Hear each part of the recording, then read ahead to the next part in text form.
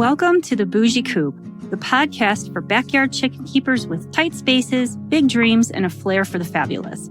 I'm your host, Lisa Ronsky, and every episode we'll talk about all the quirky adventures of raising backyard birds with a bougie twist. I'll just say it up front, I'm proudly one of those crazy chicken ladies. When I brought home my first chicks, I had no idea how much they changed my life. These incredible birds have brought me so much joy, connection, and honestly, a whole lot of healing. So whether you're a seasoned hen tender or still daydreaming about your first coop, you're in the right place. This podcast is your comfortable, slightly chaotic guide to small space chicken keeping. So fluff those feathers, pour yourself something sparkly, and let's dive in. The Bougie Coop is proudly sponsored by Eden Feeds. Eden Feeds is a Montana-based company that was started in 2018. The founders were looking for high-quality, non-GMO feed that didn't break the bank.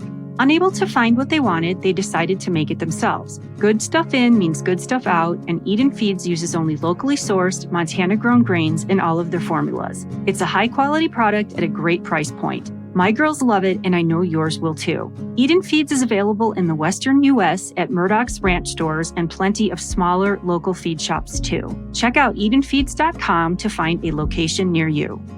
I also want to give a huge shout out to the coolest t-shirt company out there, Agri-Tees. High quality t-shirts with sassy, sarcastic, and inside chicken jokes made for people who choose different. These aren't your mother's t-shirts.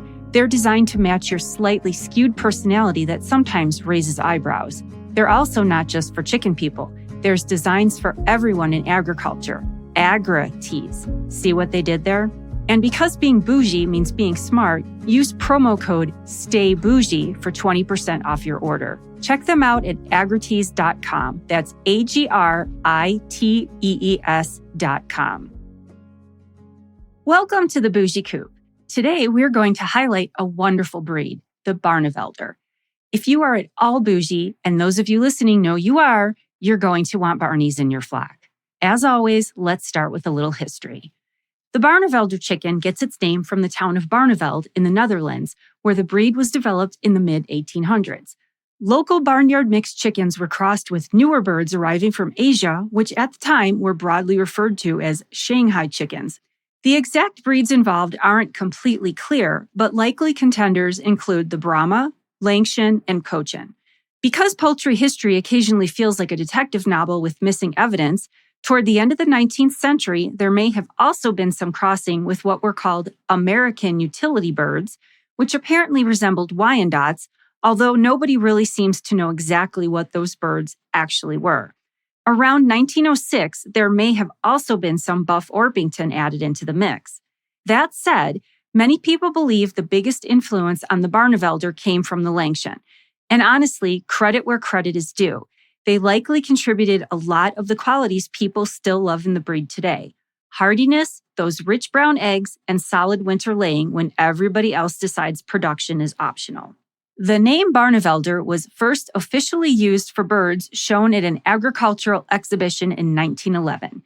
From there, breeders started trying to create more consistency in type and color, but it wasn't until 1921 that a Barnevelder Breeders Association was formed and the first official breed standard was established. The breed itself was officially recognized in 1923. Interestingly, before official recognition even happened, Barnevelders were already being exported to the UK because brown eggs were incredibly popular at the time. And yes, poultry trends have apparently always existed. Early Barnevelders looked pretty different from one another. You could see birds with single-laced, double-laced, or mostly partridge plumage. Both partridge and double-laced varieties made it into the British poultry standard, but over time, the double-laced variety became the signature look of the breed. Now, if chicken color genetics are your thing, or if you just like collecting bougie birds that sparkle in the sun, there are quite a few recognized varieties depending on where you live. The Barnevelder Club of the Netherlands recognizes 4 colors in both large fowl and bantams: double-laced, double-laced blue, black, and white. The silver double-laced variety was accepted in bantams in 2009, and silver black double-laced followed in 2014, with additional varieties still being developed. The EE, Europe's major poultry breeder organization that I'm not going to try to pronounce because it's French and there's no way I can, recognizes even more options. For large fowl, they also accept blue and partridge, while bantams get additional approved colors, including krell. Meanwhile, in the UK, the accepted varieties are double-laced blue, double-laced brown, double-laced silver, and black. Here in the US, the varieties you'll most commonly see are double-laced brown, also called chestnut or gold, along with double-laced silver and black. And let me tell you, pictures do not do these birds justice. It is genuinely hard to explain how beautiful Barnevelders are unless you see one in person. Hens are as beautiful as roosters, and we all know that usually isn't the case. Their feathers have this luscious beetle green iridescence that catches the light more than any other chicken breed I know, and the double lacing is absolutely stunning, even on hatchery birds. Exhibition quality birds, completely extra bougie in the best possible ways. Hatchery birds get oohs and ahs. Exhibition birds get gasps of amazement. As for size, Barnevelders are considered a mid-sized breed. Roosters average around 7 pounds, while hens typically weigh in around 6. Their bodies are rectangular and compact with a distinctive U-shaped back. They should have a medium-sized single comb that stands upright with 5 points, and their legs should be yellow.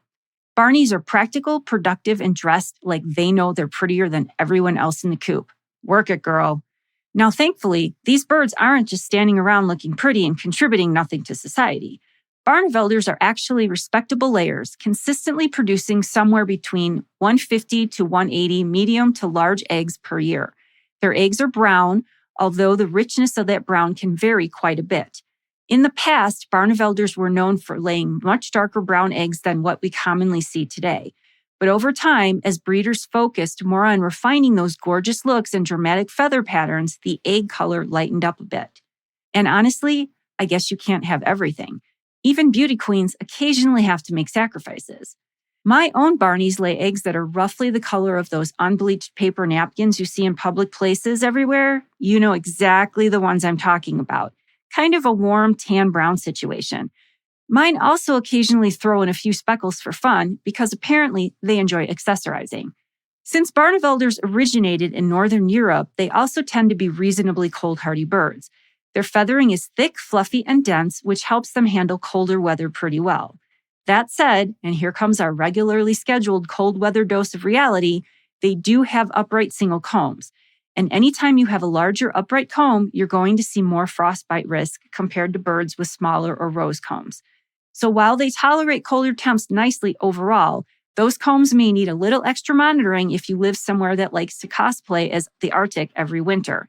When it comes to heat, you know the drill as well. Make sure they have lots of cool water and shade. Another area where these birds absolutely shine is temperament. Seriously, these birds are like the popular kids in high school. They have both looks and personality. Barneys are wonderfully easygoing, relaxed chickens that generally do not lose their minds over much. They're calm, steady birds and tend to be fantastic for families with kids. They mostly just wander around the yard, minding their business and being unproblematic. And if they're raised from chicks with plenty of human interaction, a lot of them become downright cuddly little attention seekers. Many Barnevelders turn into lap chickens who genuinely enjoy human interaction and are not remotely shy about requesting affection. My double silver-laced black, Fenna, absolutely expects pets on demand. She will calmly walk over and wait like the queen she is. And if I fail to provide those pets quickly enough, or heaven forbid, stop petting her, she gently pecks me as a reminder that I am clearly underperforming as staff. They're also not especially loud birds, which is another huge plus. Don't get me wrong, they will absolutely announce to the neighborhood that they have laid an egg because apparently every hen believes egg production deserves a press conference. But outside of that, Barneys are generally pretty quiet. They'll chatter occasionally, but they're not big screamers or chronic drama queens, which makes them a great option for urban or suburban flocks. And let's talk about the babies for a minute, because Barnevelder chicks are honestly delightful. You may hear people say that some varieties are auto-sexing at hatch, but personally, I disagree. There are a few supposed tells involving feather coloring on the breast, but in my experience, they seem inconsistent enough that I would not rely on them as a dependable way to sex chicks. What I will say is that Barney chicks tend to be exceptionally healthy and hardy. They rarely have major health or growth issues, and they are what we'd call precocious chicks, meaning they seem to hit that active, busy little velociraptor phase faster than many other breeds. Within hours of hatching, they're up and moving, steady on their feet, and start acting like tiny chaos goblins really quickly. They usually begin eating and drinking well right away, and fair warning, these babies are serious little piggies. If food exists, they would like to be involved. I have never seen chicks with bigger crop bulges than Barney chicks after eating. I don't even know how some of them remain upright sometimes. In summary, Barnevelders are the perfect package. Quiet voices, lots of bling, sweet personalities, and a bougie ability to casually shimmer while walking through the yard like they pay property taxes. If that sounds like your style, Barneys are absolutely a breed for you. Thanks for listening. I hope you enjoyed today's episode. Please share my podcast with anyone you think would enjoy it, and always remember the golden rule of the Bougie Coop. Function comes first, but beauty should never be optional. Got questions? Hit me up at thebougiecoop@gmail.com. And don't forget to follow the Bougie Coop on Instagram and TikTok for more behind the scenes and chicken glam shots. Thanks for joining me, and until next time, stay bougie.